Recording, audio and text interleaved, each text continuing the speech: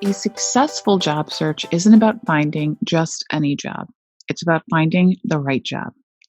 Your search focus will consist of a job title or field, an industry, and a geographic area.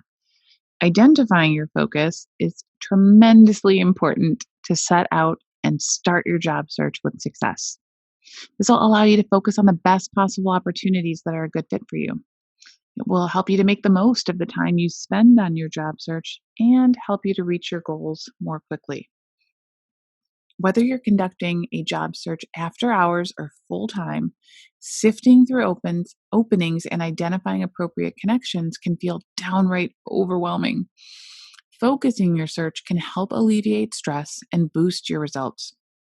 Everyone can benefit from a bit of focus in their careers, and a focused job search can begin when you've made an intentional decision to move on from one organization.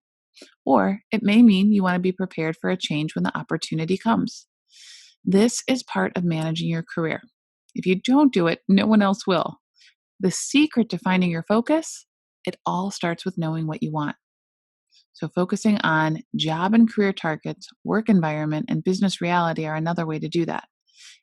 Often I'm asked, is it okay to have more than one focus? The short answer is that it can be. However, you want to be clear about your main area of focus.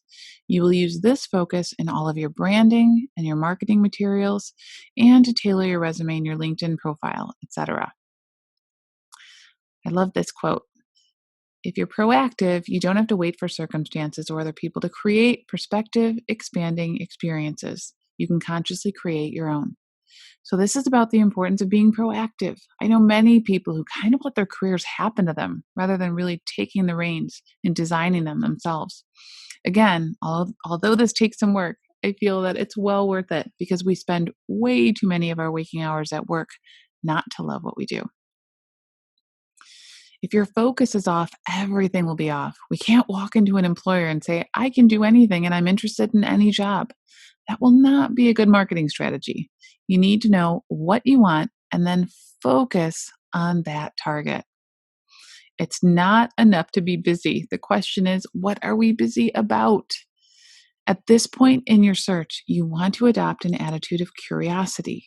This is an opportunity to think beyond all that we've done and been before. You may even think of it as trying on different jobs. So, the first element of focus that we want to look at is your job and career targets. There are a number of important questions that can help you to determine your career and job focus. And this is a great way to expand on maybe some other assessments or learning you've done about yourself. So, in this stage, some of the most important questions are, what do you really want to do? When you were little, what did you dream about being when you grew up? What would you do if you didn't care what other people thought? What would you do if you couldn't fail? What if you had no limits? What if money was not an object? Begin by spending some time browsing through the ONET website. And this is at onetonline.org.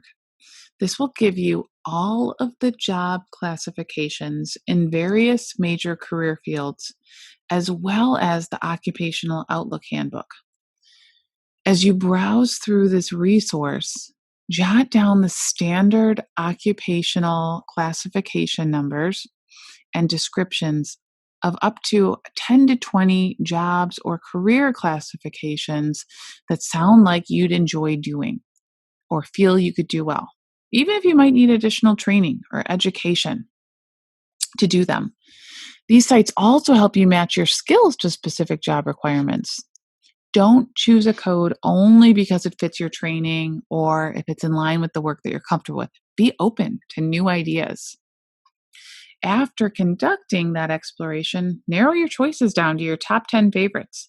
Consider first the choices that sound the most fun, and second, those that are consistent with your leisure activities, your favorite job tasks, and enjoyable natural skills. In this part of the exercise, you might want to take into account things like education, location, or other practical considerations to some extent, but don't limit yourself too much. Mark those that sound fun, as well as within the realm of practicality with a star. being apprehensive or frustrated about constantly generating new job and career options, rest assured that this is normal at this stage. And I encourage you to capture the seemingly random ideas and thoughts and information that you're noticing as you go through this. You should now have a list of your top career areas or job descriptions that sound like fun to you, or at least are within the realm of possibility. So, next, return to that list and narrow it down even further. Think about things like your values. If you can assess that, do any of these jobs classifications really align well with your own values? Um, Also, note that you might not be able to determine that right away, and that's okay. But it helps you to kind of think about how do the things that are most important to you align with these opportunities. So, next, we'll look at work environment. Aspects to consider here include things such as geographic location. Where would you like to work? In the city or state where you currently live, or somewhere else altogether?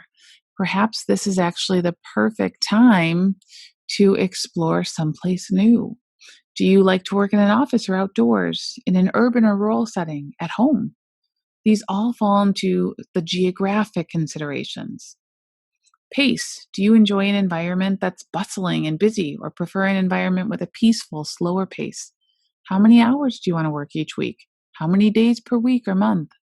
Think about support. One of the best ways to avoid burnout is to develop a supportive environment, one in which you have a sense of significance and autonomy, challenge and support, in which there's a relatively few number of unmanageable work stressors. And compensation. How much money do you need to turn into your ideal job? Which fringe benefits are most important to you? Size is also important to evaluate. Is your best work done with others or alone? Do you prefer a large company or small company? And think about organizational culture. How things are done, right? Do you prefer a company that's conservative or radically socially conscious, employee oriented, or bottom line oriented? Thinking through these things will allow you to effectively assess the type of work environment that will be best for you. After we identify the kinds of work that fulfill us emotionally, then we need to filter this through business reality, which asks tough questions like, can this occupation support me financially? Does it allow me to sustain the lifestyle that I'm accustomed to? So, business reality helps us to look at, among other things, can this occupation support me financially? Does it allow me to keep living the type of life, the style of life that I'm enjoying right now? And there are four factors in assessing the business reality of a potential career choice. Does the work that you want to do meet the need in the business or work world? Are the job targets that you've selected financially feasible? Are there enough potential or actual postings to make the job targets viable for a full scale job search? And are you prepared both mentally and financially for the realistic length of your job search? So, does the work you want to do meet the need? Or do you need to make some changes for that to occur? For many traditional job roles, there's always a market need. This includes salespeople, operations managers, and support staff. Other positions may require research into sources like that Occupational Outlook Handbook to determine whether the occupation you've chosen is projected to be growing, stable, or declining. So that's actually something that ONET will show you projected out into the future. And then, two, are the job targets that you selected financially feasible? So use one or more of the many internet salary sites to determine the average salary range for the type of work that you have been looking into. Some example websites could be things like Career Bliss, Glassdoor, Payscale, Jobstar, Salary.com. Again, by no means is this an objective list, but it gives you an example of a few that you could potentially look at. And then three, are there enough potential or actual positions to make the targets viable for that full scale search? Once you've chosen at least 3 to 5 targets that seem interesting, They need to be evaluated for viability. You may have a target that's too specialized and therefore too small of a pool of potential employers, or too large with a lot of openings and options, but too many to strategically pursue. So you want to research some additional information like desired company size, the position, the job function, the role, the geographic area. After that, consider looking at the size of the target market, which includes the total number of organizations, the number of probable positions fitting the desired criteria. And this information can be obtained through a number of different sources, things like trade publications, labor market information, the US Department of Labor website, or even local chambers of commerce, for example. And then four, are you prepared both mentally and financially for the realistic length of your job search? The typical search takes 3 to 6 months when the economy is doing pretty well, or you'll hear, 1 month for every $10,000 of salary. This, of course, depends on so many other factors, including the unemployment rate and other conditions. So, what plans have you made to support yourself financially during your job search? Consider the following factors, each of which might extend or reduce your search time: your clarity about what you're going after, your targets, the geographic scope that you're considering. Are you more open to a bigger geographic area? Whether you're making a career change, the size of your network of contacts, how marketable your skills are, economic or market conditions, your attitude, self confidence, and personality style, financial reserves, including severance, if that's part of what your situation is, support from family and friends, and the amount of effort or commitment you have to invest in your job search all make a difference. And then one tip when you get clear on your focus is to select 10 companies where you want to focus that your position that you're searching for can be found. Prioritize your top picks. And again, this list will evolve over time, over the course of your search. So start with what you know, research what you don't. And what if you're still not sure about your focus?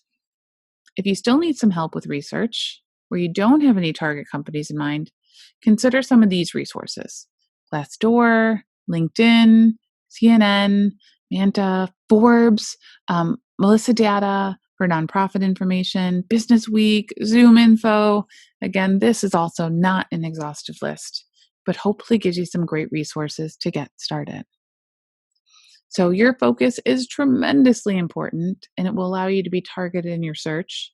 And you'll then be able to clearly showcase this focus when you network and interview.